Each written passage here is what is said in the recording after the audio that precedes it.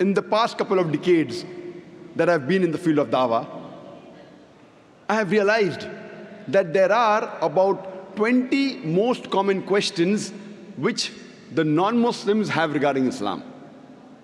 When the non-Muslim poses 3 or 4 questions about Islam, invariably these 3 or 4 questions fall amongst the 20 most common questions.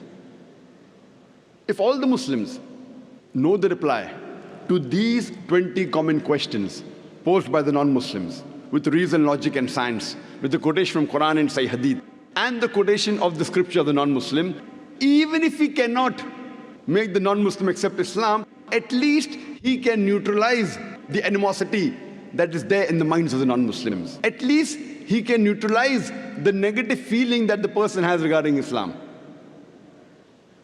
That's the reason it's very important that we Muslims are aware about these 20 common questions. How do these 20 common questions arise in the minds of the non-Muslims?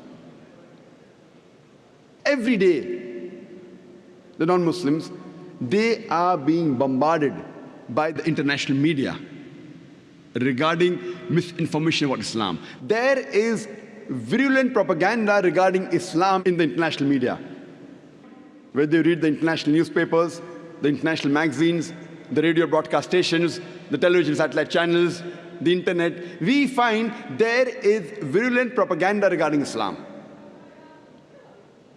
And depending how the media portrays Islam, these 20 common questions, they keep on changing.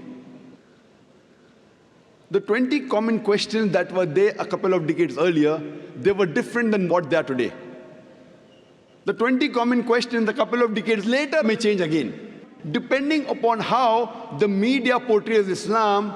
Similarly, the 20 common questions keep on changing in the minds of the non-Muslims.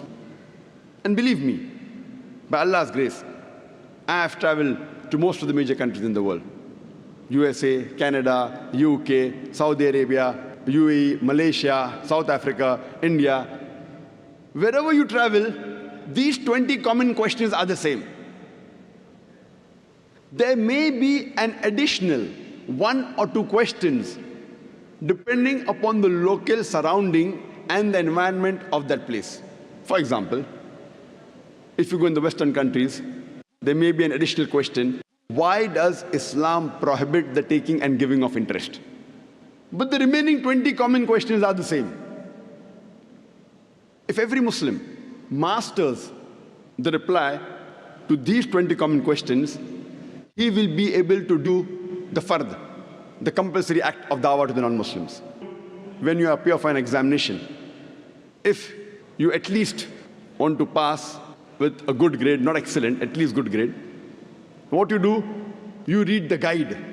You know, in India, we have the Navneet 21 most likely questions.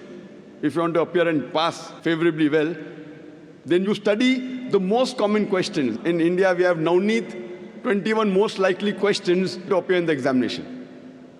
In every country, you have such books that if you want to do a shortcut and at least pass as far as the exam is concerned, similarly, these 20 common questions will at least make you a part-time da'i. If it cannot make the non-Muslim accept Islam, it will at least remove the animosity that is there in the mind of the non-Muslim. Time may not permit me to cover all the 20 questions in this time due to the limited time that I have. You can surely go on the internet on our website www.irf.net, where all these answers are given in detail. There may be certain non-Muslims who may go out of the way and read material against Islam. For example, they may go to the anti-Islamic sites. They may read books which are written against Islam. As far as these non-Muslims are concerned, who go out of the way to find additional material against Islam, for that we have another 20 common questions asked by non-Muslims who have gone to anti-Islamic sites and have read material against Islam. That we won't discuss today. That is, if you want to get, maybe first class or distinction, you have to do that. The reply to these 20 common questions asked by non-Muslims who go to anti-Islamic sites is also given on our website, www.irf.net.